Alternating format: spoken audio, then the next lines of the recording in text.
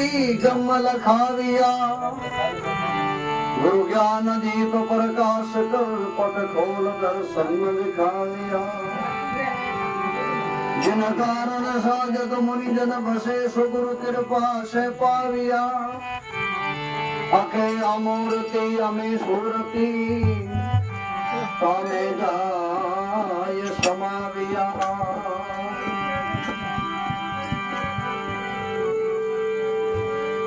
आय पड़ो गेरे जल माई नाव नहीं कोई खेवने आरो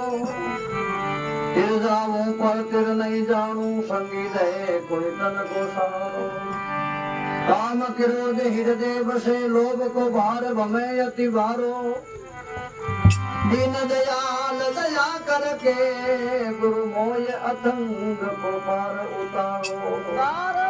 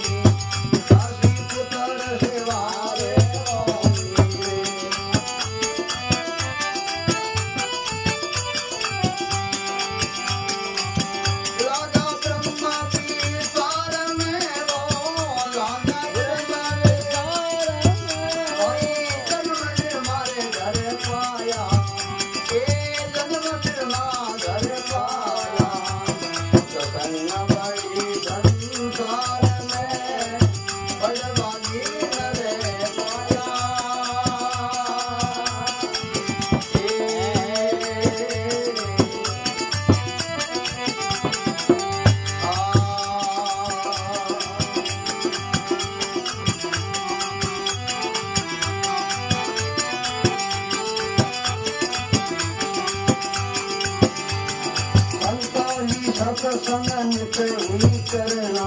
संतों की सत्संग नित्य ही करना, हरदम ध्यान हरि का